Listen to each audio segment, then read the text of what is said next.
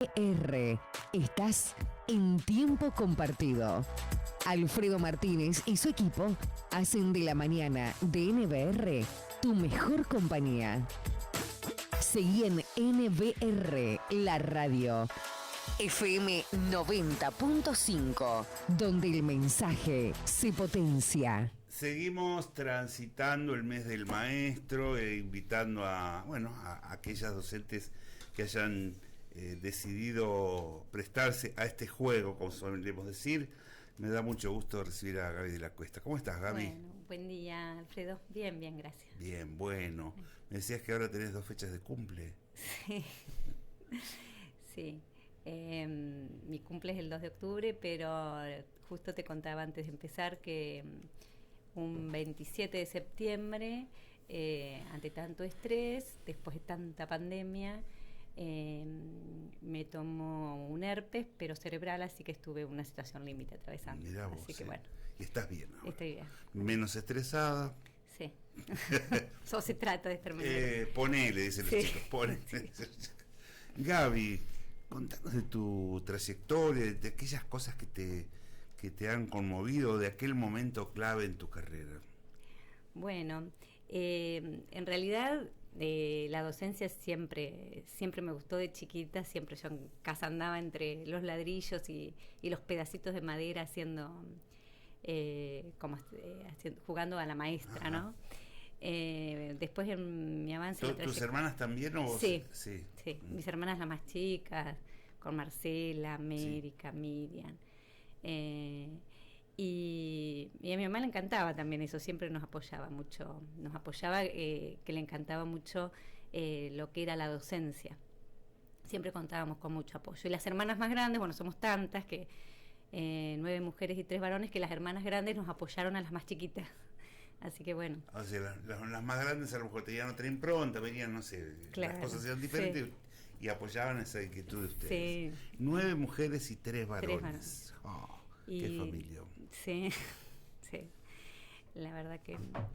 Y de las 9 mujeres a la docencia, Marcela, América, Gladys y yo. 4 nos dedicamos. Muy bien. Y bueno, y ahí empezamos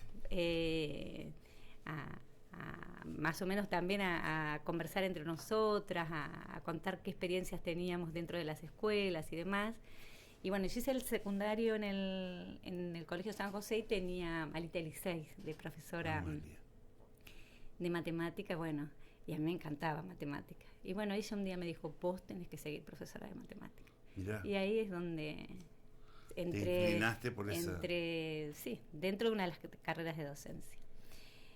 Bueno, y sí, mis hermanos mayores y mami y papi nos apoyaron mucho, pero económicamente no se podía. Entonces, para hacer el profesorado, igual también ahora hay pocas oportunidades a nivel distrital. Había que viajar. Entonces, una familia tan grande que tenía un montón de limitaciones porque claro.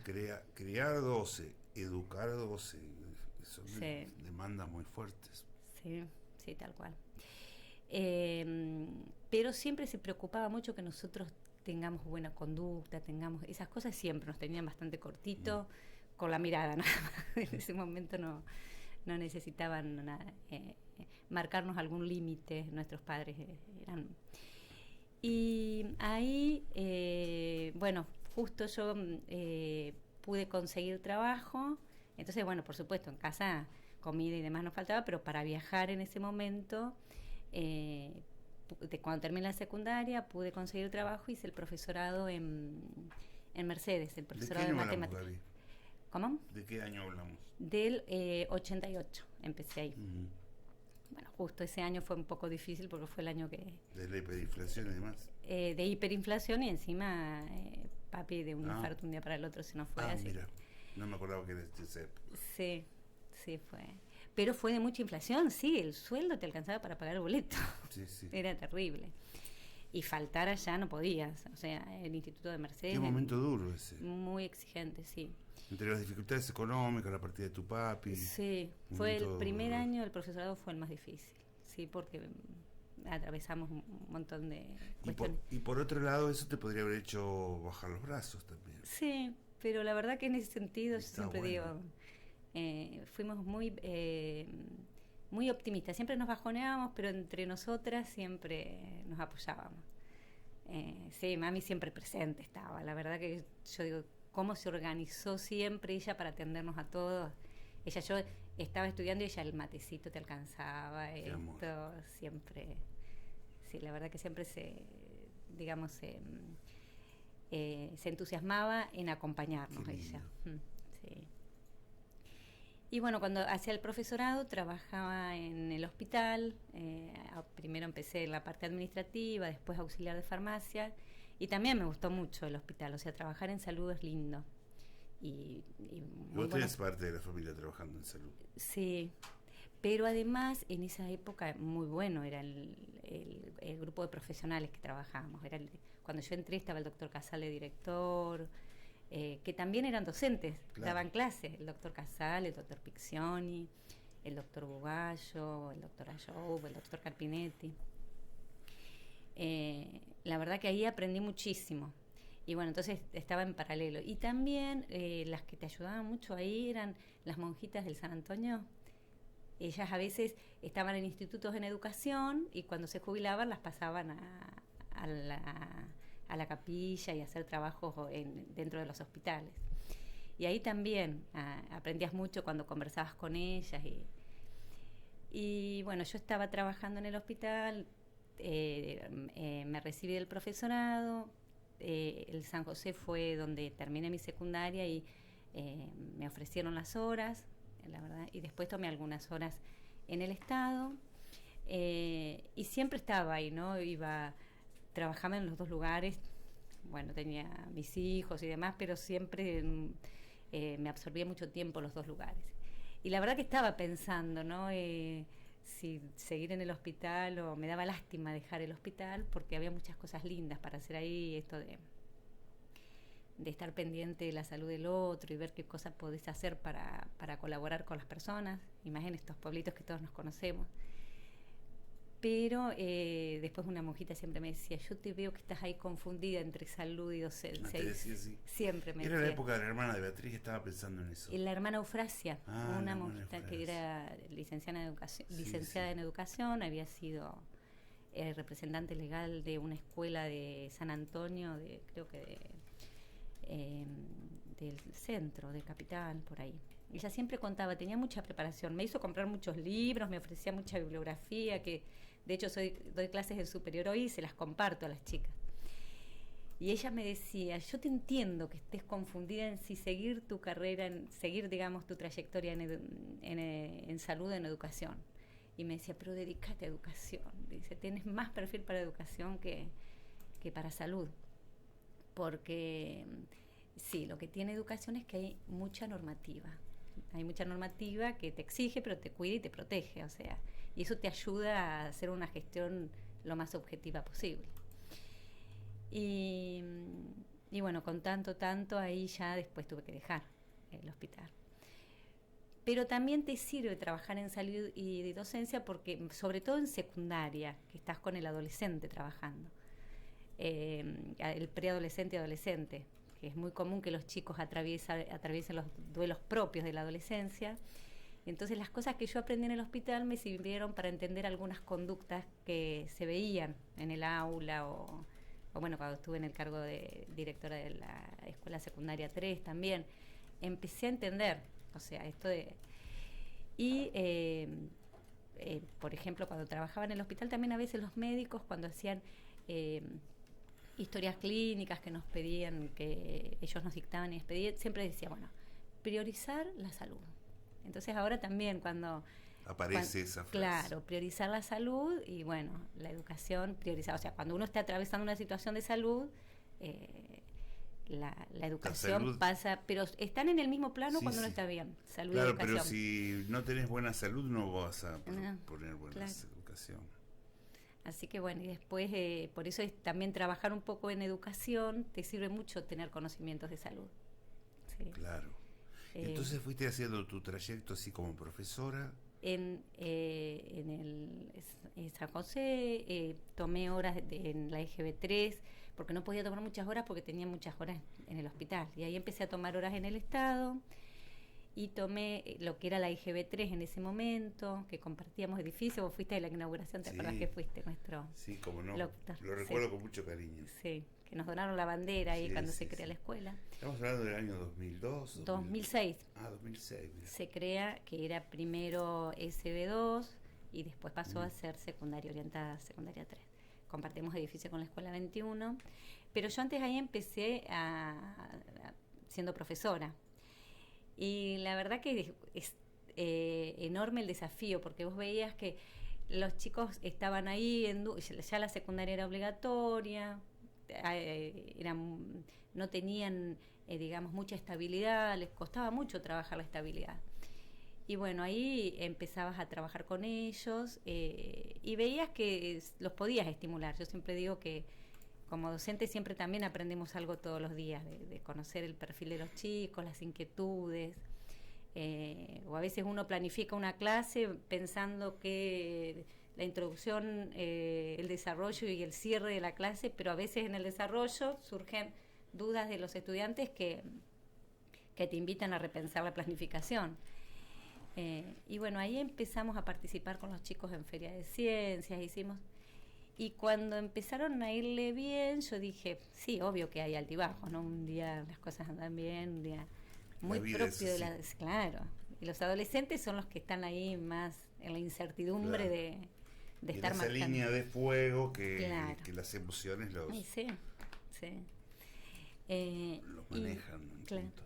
Y cuando ahí vi que, digo, bueno, si uno apuesta a los chicos y demás, se logra mucho. Habíamos ido a Feria de Ciencias, habíamos llegado a una instancia provincial y demás. Dije, bueno, realmente hay que ponerle el alma todos los días a esto.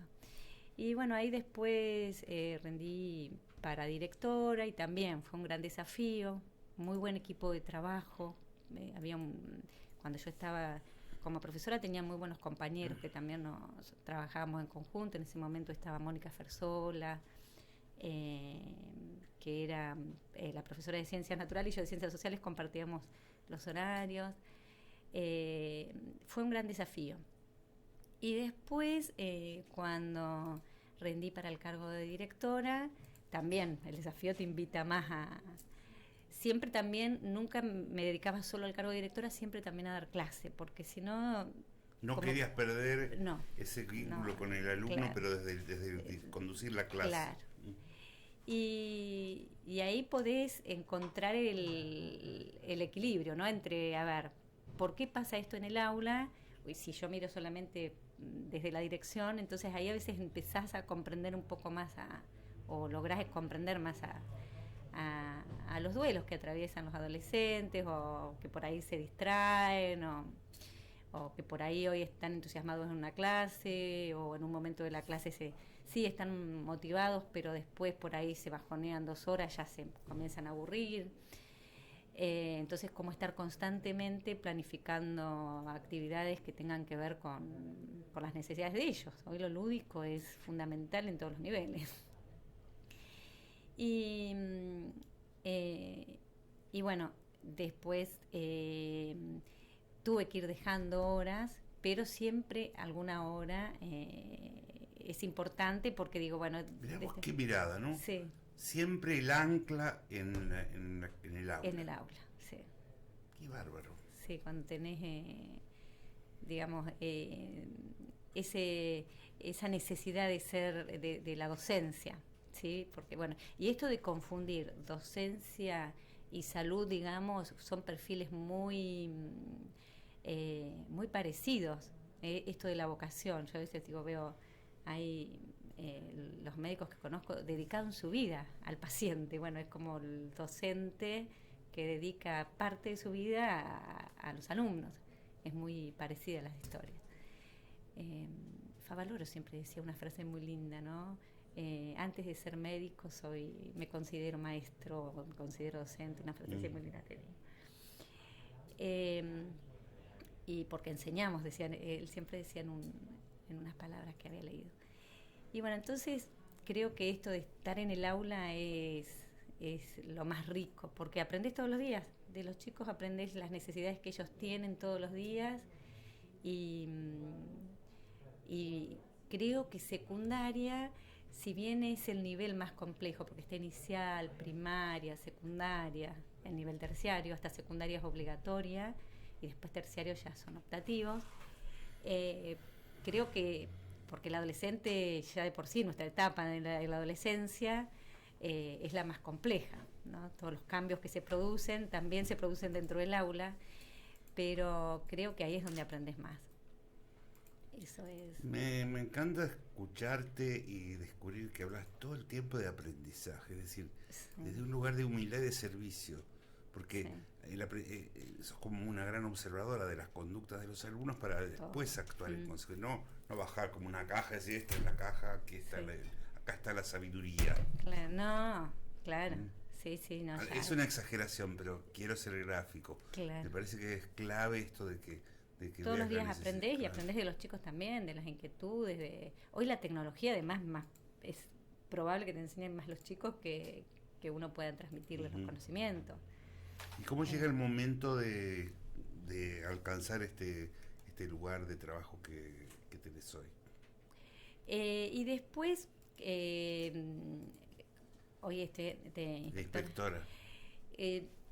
Mi inspector me decía, ahora viene el concurso, nos tenemos que presentar, Gaby. O sea que vos siempre te decían, vos tenés que estar. Amalia te dijo que tenías que ser profesora, la monja te decía, siempre motivada por gente bien, qué positiva, lindo sí, eso. la verdad que sí.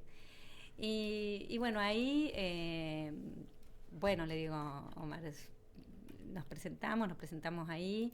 Es más, primero era transitorios y me había presentado en el de provisionales en 2 instancias, y la tercera instancia justo me había tomado causas particulares y me había ido Miriam, mi hermana, me dice, venite 40 días acá y descansa un poco, Gaby. Nos fuimos con Gladys y me pedí 40 días de causas particulares y fui, y me tocaba la última instancia y no pude ir. Y después surgió el de titulares y ahí sí me presenté. Omar fue quien nos impulsó, a Alejandra y a mí, para que él era nuestro inspector y nos impulsó. Vamos, que se tienen que presentar, tenemos que estudiar juntos y demás. Y yo ya casi estaba medio con edad y demás para jubilarme. Todos me preguntan, ¿te jubilás? Y yo digo, sí, me jubilo, pero no, me da como un poco de nostalgia de dejar esto que uno se siente cómodo, ¿no? Por más problemas que tengas que atravesar a diario. Sí. Pero estás en condiciones, tenés edad y tenés y la antigüedad. Bueno, llegará el momento. Sí. Me encantó escuchar este testimonio tan desde el amor y desde el servicio. Sí. Sí, más o menos es. Me dieron el espacio ustedes para contar. No, bueno, está bueno. Cada uno puede decir lo que quiere, pero me encantó esa mirada generosa y amorosa. Por eso queremos desearte que tengas un lindo mes. Si vos me permitís, quiero recordar a América. Ay, sí.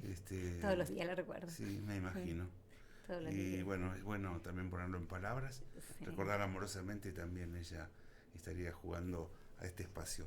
Y gracias, Gaby, siempre es un gusto hablar con vos. Bueno, gracias a ustedes, acá a Enzo, ¿Qué pasa? mi alumno, que me llegó, alumno tuyo, ¿cómo? ¿Qué tal era? Como más o menos, ¿no? Medio... Sí, no, excelente. ¿En serio? Lo tuve en segundo año. En segundo año, Y después sí, obvio que estabas en la bandera. Mirá cómo se acuerda de todo. Sí, bueno, de hecho, ella se acordaba de un presente que le había hecho. Para el día del profesor. Sí, yo lo había pasado por alto, pero me acuerdo puntualmente de esa taza. Sí. Me acuerdo puntualmente. Taza, cada uno en su casa. Un líder positivo dentro del grupo era. Mira. Un líder generoso.